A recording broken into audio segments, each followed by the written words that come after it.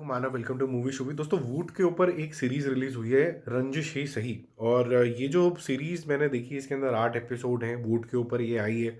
जिनके पास वूट का सब्सक्रिप्शन नहीं है तो ले लो यार, यहाँ पर कंटेंट थोड़ा ठीक ठाक सा है।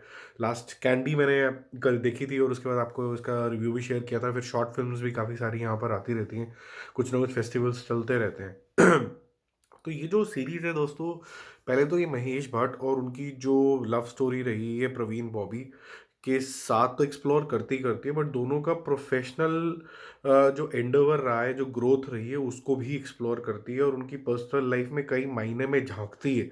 सो महेश भट्ट कैसे प्रवीण बॉबी से मिले थे, क्या वो तब महेश भट्ट थे क्योंकि वो अपने आप को पहचानते नहीं थे, तो यहाँ पर भी उसी तरीके के एक डायरेक्टर की कहानी होती है जिसका नाम होता है शंकर वत्स। वो एक स्ट्रगलिंग डायरेक्टर है, उसके अंदर टैलेंट है ऐसा दिखाया जाता है, but at the same time उसके अंदर न्यूनेस नहीं है।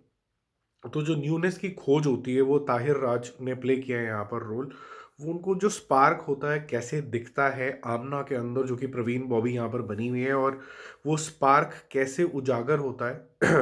और वो उजागर का जो सोर्स होता है वो थोड़ा सा प्यार होता है, और एट द सेम टाइम जो इनकी बैक स्टोरीज चल रही हैं, क्योंकि दोनों की अपनी लाइफ भी है। एक ब्रेक ऑफ के आसपास से थोड़ा सा गुजर रही है आमना, और जो शंकर है उसकी अपनी फैमिली है। वो किस तरीके से स्टोरी आगे बढ़ती है वही देखने वाली बात होती है। देखो, आपका सवाल ये होगा, मेरे ख्याल से सबसे रेलेवेंट वाला दो सवाल होंगे कि क्या ये 1970s के दौर को बिल्कुल रेप्लिकेट कर पाई है। मैं बोलूँगा बिल्कुल रेप्लिकेट कर पाई है। तो राइट फ्रॉम गाड़ियाँ टू द ईटिंग हैबिट्स। तो अगर आपका कोई इंटरव्यू चल रहा है तो आप सबसे पहले जूसेस वगैरह दोगे, थोड़े फ्रूट्स व्रूट्स रखोगे। कोई यहाँ पर कीटो डाइट वाइट आपको दिखी भी नहीं दिखेगी, तो उस ज़माने में दिखोगे। जो टेलीफोन है वो टर्न टर्न वाले टेलीफोन दिखेंगे आपको। और जिस तरीके के डायलॉग्स और जो पॉजेज है ना, जब आप डायलॉग सुनोगे, जैसे किसी ने फ़ोन किया और बहुत ड्रामेटिक म्यूज़िक नहीं आएगा, हल्का सा म्यूज़िक आएगा, उस तरीके का है। और जिस तरीके से फेडर यूज़ होके आपको पीछे का जो बैकग्राउंड था बिल्कुल ही ब्लर कर दिया जाता था, तो वो पुराने ज़माने 70s में ये सब ट्रांजिशंस यूज़ हुआ करती थी, वैसे तरीके से दिखेगा।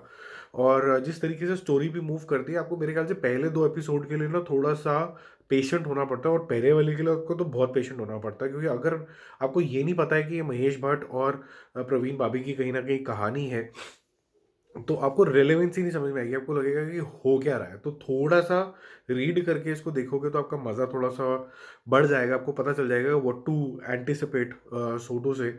दूसरा इंपॉर्टेंट चीज़ आ जाती है कि यहाँ पर ही आज के ज़माने में कैसे रेलेवेंट हो जाता है, ये भी तो ज़रूरी है ना, कि महेश भट्ट को कौन जानना चाहता है, प्रवीण बॉबी को क्यों कौन जानना चाहता है। देखो, कुछ लोग तो इसलिए देखना चाहेंगे क्योंकि इसके पीछे ठीक ठाक सी गॉसिप है कि प्रवीण बॉबी का कहा जाता है कि काफ़ी रिलेशनशिप्स के अंदर वो थी, और वो रिलेशनशिप्स के अंदर क्यों थी, और किस तरीके की उनकी मेंटल स्थिति थी।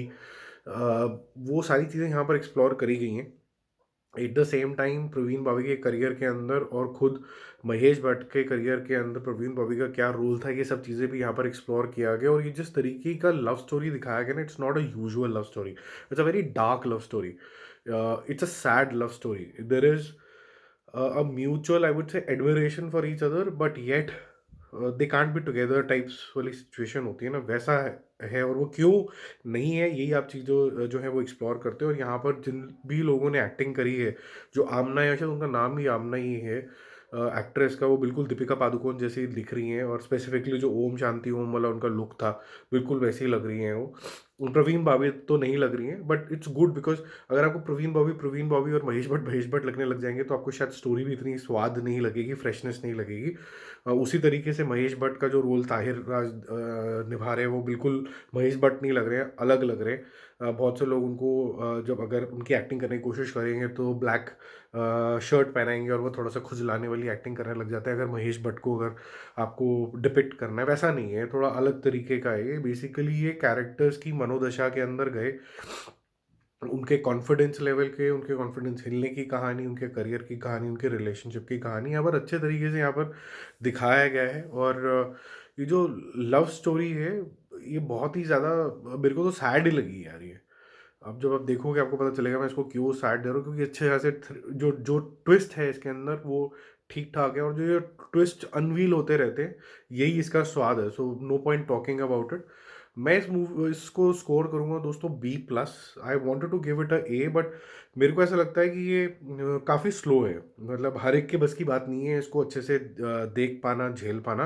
ये पहले 2 एपिसोड तो अच्छे तबीयत से स्लो हैं। मतलब अगर मैं आपको कोई स्पॉइलर दे सकता तो मैं शायद एक सेंटेंस में आपको बता सकता था कि 2 एपिसोड में क्या हुआ।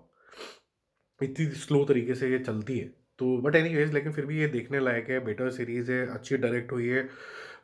जो लोग अभी के ज़माने के हैं उनको क्या पता प्रवीण बॉबी कौन है, महेश भट्ट कौन है, बट तो वो लेकिन जो जिन सर्कमस्टांसेस से ये दोनों कैरेक्टर्स गुजरते हैं वो रिलेटेबल है, वो आज के ज़माने में भी होता है। हार्ट ब्रेक भी होता है, मूव ऑन भी होता है, मूव ऑन के बाद क्या कुछ होता है, और जो डायनेमिक्स ऑफ फिल्म इंडस्ट्री है, प्रोड्यूसर फर्टेनिटी का है, कौन रातों रात कैसे स्टार बन जाता है, गिर जाता है, ये सारी चीज़ें भी काफ़ी अच्छे तरीके से दिखाई गई हैं। तो मिलते हैं एक और रिव्यू, एक और अपडेट के साथ। Don't forget to subscribe the channel. Bye bye.